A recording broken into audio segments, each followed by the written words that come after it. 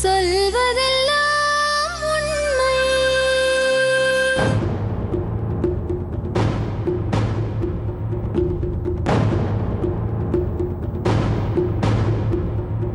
இங்க இருக்கவங்க எல்லாரும் உன்னோட வயசுல பெரியவங்க. அவங்களே ஆனா ஒண்ணு, எங்களை எல்லாத்தோட நீங்க பெரியவங்க, நாங்க ஒத்துக்கிறேன். இப்போ சொல்லுங்க முடிவு. தயவு செஞ்சு பேச இந்த மாதிரி தயவு செஞ்செல்லாம் நம்ம கேட்க வேண்டாம். தயவு செய்து கேட்காத. அதெல்லாம் தேவையில்லை, தேவையில்லை முருகேசன். தயவு செய்து எதுக்கு போற நீ?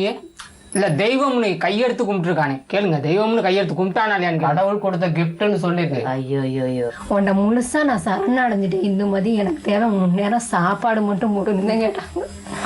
கடந்த அரை மணி நேரத்துக்கு மேல நம்மளும் போராடிட்டே இருக்கோம். அது வாயிலிருந்து ஒரு வார்த்தை வரல. இப்ப இவ்வளவு அழுத்தக்காரங்கள் இது வரைக்கும் நான் பார்க்கவே இல்லை. 24 வயசு பொண்ணுக்குள்ள இவ்வளவு அழுத்தமா? இதுக்கு நம்ம என்ன முடிவு சொல்றது? அந்த அப்பாவிக்கு என்ன முடிவு சொல்றது? நம்ம இந்துமதி மறுபடியும் கேட்கிறேன், சொல்லுங்க, என்ன சொல்லலாம் அவர் கேட்கறதுக்கு? ஏதாவது வேற ஃப்ரெண்ட்ஷிப் ஏதாவது வந்துருச்சா இடைப்பட்ட காலத்துல? வேற யாரு கூட பழகிட்டு இருக்கீங்களா? இல்ல இன்னொரு திருமணத்துக்கு ஏதாவது அடி போட்டு இருக்கீங்களா? உண்மையை சொன்னா அவர்கிட்ட சொல்லி நாங்க மனசை மாத்திடுறோம். அவர் அட்லீஸ்ட் வந்து மென்டலா ரெடி ஆயிருவாரு. மறக்க முடியல. நீங்க அப்படியே சாகர வரைக்கும் இருக்கும். அவங்க கூட வாழ்ந்த வாழ்க்கை சாகர வரைக்கும் இருக்கும். சரி, நம்மளை விட அவங்களுக்கு வந்து நினைவாற்றல் ஜாஸ்தி. நம்மளை விட அவங்களுக்கு ரொம்ப போக்கஸ்டா இருக்கும் மைண்ட். டிஸ்ட்ராக்ஷன் ரொம்ப கம்மி அவங்களுக்கு. அந்த கலைவாணியேன்னு அவர் ஃபர்ஸ்ட் பாட ஆரம்பிக்கிறப்போ, ஃபர்ஸ்ட் பாடினார் வந்த உடனே, அதுலயே ஒரு வலி இருந்தது.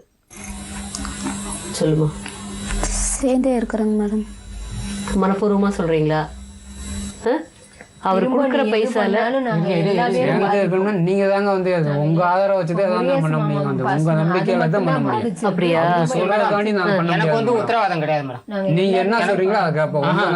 எனக்கு வந்து உத்தரவாதம் கிடையாது மேடம். இவனுடைய உயிருக்கோ இவனுடைய வாழ்க்கைக்கு உத்தரவாதம் கிடையாது. ஈரோடு போயிருந்தப்ப அங்க வந்து யாரோ குருங்கிறவரு வந்து ஷிஃப்ட் பண்ணி கொடுத்தாராம் வீட்டை. ஷிஃப்ட் பண்ணி கொடுக்க வந்திருக்கான் மேடம். ஷிஃப்ட் பண்ணி கொடுக்க வந்திருந்தப்ப சரி, ஒரு மனிதாபிமான முறையில ஷிஃப்ட் பண்ணி கொடுக்க வந்திருக்கா. அப்படி இவன் ஸ்கூல் போயிட்டான், நீ வீடு ஷிஃப்ட் பண்ணி கொடுத்துட்ட முடிஞ்சு. திரும்ப ஊருக்கு போயிட்டு வந்து திரும்ப ஏன் 3 நாள் இங்க தங்கியிருந்த? அந்த டைம்ல நாங்க என்ன மேடம் நினைக்க தோணும் சொல்லுங்க?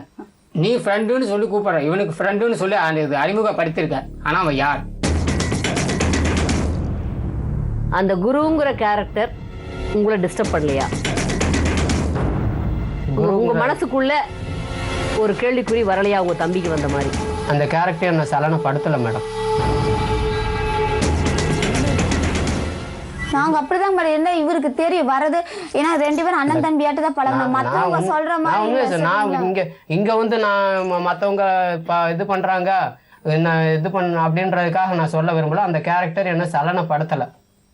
உண்மையிலேயே ஒரு குறைபாடும் இல்லாதவங்க கூட இந்த மாதிரி சூழ்நிலையில சந்தேகப்படுவாங்க. இப்ப கூட ஒரு என்ன நம்பிக்கை வச்சிருக்காரு வேற மேல? இவருக்கு ஏன் கஷ்டம் கொடுக்குறீங்க? இல்லைங்க, அது அவர் மேல எந்த தப்பும் இல்லை. இவர்கிட்ட நான் சொல்லி இருக்கா, இவர் 2 அண்ணன் தம்பியாட்ட பழகுமா, இவங்க நினைக்கல தப்பா, ஓகேங்களா? அந்த அளவுக்கு நாங்க. அப்புறம் கணவருக்கு ஒரு குறைபாடு இருக்கிறப்ப நார்மலாவே அப்படி ஒரு சூழ்நிலைக்கு ஏன் நம்ம உட்படுத்திக்கணும்? நம்மள நமக்குள்ள பிரச்சனையே இல்லாம இருக்கலாம். உங்களுக்கும் அவருக்கும் ஒரு ப்ராப்ளமே, எந்த விதமான தவறுமே இல்லாம இருக்கலாம். ஆனா பாக்குறவங்களுக்கு, உறவினர்களுக்கோ பக்கத்துல இருக்கிறவங்களுக்கோ அப்படி ஒரு சந்தேகம் வர்ற மாதிரியான சூழ்நிலைக்கு ஏன் உங்களை உட்படுத்திக்கிறீங்க? இனிமே அப்படி இருக்காங்க. சரி, ஃபைனலா என்ன சொல்றீங்க? ஃபைனலா முருகேசன், இன்னும் உங்களுக்கு உங்க மனைவி வேணுமா? உங்களுக்கு கணவர்கிட்ட போக விருப்பமா? இவ்வளவு நல்லவர் தேடினா கூட கிடைக்காதுமா. யாரையும் நிர்பந்தப்படுத்தல, 2 பேரும் ஓப்பனா சொல்லுங்க. நம்ம இப்படியே பேசிட்டே இருந்தா இது போயிட்டே இருக்கும். நாங்க யாரும் தலையிடல, நீங்க 2 பேருமா முடிவு பண்ணிக்கிங்க. ஆனா இந்த திருட்டனிங்க எல்லாம் இருந்தா அவங்க யாரும் இதுக்கு பொறுப்பு இல்லை. இது பப்ளிக்கா நிகழ்ச்சியில லட்சக்கணக்கான பேர் பார்க்க நீங்க கொடுக்குற வார்த்தை. அதனால இது ஒரு கமிட்மெண்ட். நீங்க கொடுத்தீங்கன்னா அந்த கமிட்மெண்ட்ல நிக்கணும். சேர்ந்து இருக்குங்க மேடம். எப்ப இருந்து கூட போறீங்க? இப்ப இருந்து கூட போயிடுறீங்களா? அப்புறம் நான் எங்க வீட்டுக்கு போகணும், ஓகேங்களா? சரிங்களா? எங்க வீட்டுக்கு போய் எங்க அம்மா வேலை பார்த்துட்டு இந்த மாதிரி இவர் கூட போய் இருக்கிறேங்கம்மா. ஏன்னா அம்மாவுக்கும் உடம்பு சரியில்லை, ஓகேங்களா? நான் இனிமே இந்த கல்யாணம் பண்ணி கொடுத்த பொண்ணு வந்து அது குடும்பத்தோட வாழ்றதுதான் ஒரு தாய் நல்லபடியா நடக்கும். ஓகேங்க மேடம், ஒத்துக்கல. இப்ப மெட்ராஸ்க்கு வரேன்னு சொல்லி தானே எங்க அம்மாக்கு தெரியும், சரிங்களா? அங்க போய் இன்ஃபார்ம் பண்ணிடுங்களேன். போன் பண்ணி தானே அவர் தெரியாம கல்யாணம் பண்ணி, சரி அவரை கூட்டிட்டு போய் இன்ஃபார்ம் பண்ணுங்களேன். இல்லைங்க மேடம். அவரையும் கூட்டிட்டு போய் இன்ஃபார்ம் நான் பண்ணல. எங்க வீட்டுக்கு போய் சொல்லிட்டு சத்தியமங்கலத்தில் இருக்கிற வீடு எனக்கு தெரியுங்க மேடம், அங்க போய்க்கிறேன்.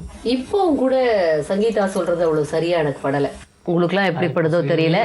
என்னுடைய மனசுல முருகேசனுக்கு வருத்தமா இருந்தாலும் சரி, என்னுடைய மனசுல இது சரியா படல. இல்லம்மா எனக்கும் கணவரோட எனக்கும் படல. ஆனா இவனுக்கு வந்து மனசை விட்டு கொடுக்க முடியாது. ஆமா, ஒரு இவன் அன்பு அப்படியே வச்சிட்டாரு. ஆழமான காதல் அவர்கிட்ட இருக்கிறது ஒரு அன்பு காதல். சரின்னு படல. நீங்க இவ்வளவு நேரம் வந்து அந்த பொண்ணுக்கு கொஞ்சமாவது அன்பு இருந்திருந்ததுன்னா அது ஓடி போய் வாங்க போலான்னு சொல்லி துடிச்சு வந்திருக்கணும்.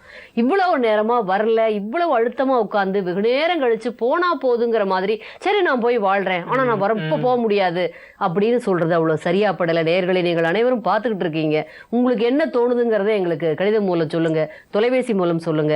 முருகேசனுக்கு அவர் விரும்பினபடியான ஒரு பதிலை வாங்கித்தர முடியாத சூழ்நிலையில இன்றைய நிகழ்ச்சியை நிறைவு செய்யறேன்.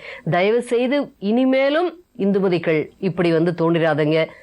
ஒரு முடியாத ஒருத்தவங்களை இப்படி பிளான் பண்ணி ஏமாத்தி தன்னுடைய கடன்களை அடைக்கிறதுக்காக ஒரு சூழ்நிலையில சிக்க வச்சு அந்த மனிதன் மனதுக்குள்ள ஒரு அன்பை வளர்த்து இப்படி துடிக்க விடாதீங்க. என்ன கிடைக்க போகுது இல்ல, பாவம் இல்ல. ரொம்ப வருத்தத்துடன் மனவேதனையுடன் இன்றைய நிகழ்ச்சியை நிறைவு செய்கிறேன். மீண்டும் நாளை மற்றும் ஒரு உண்மை சம்பவத்தோடு உங்களை எல்லாம் சந்திக்கிறேன்.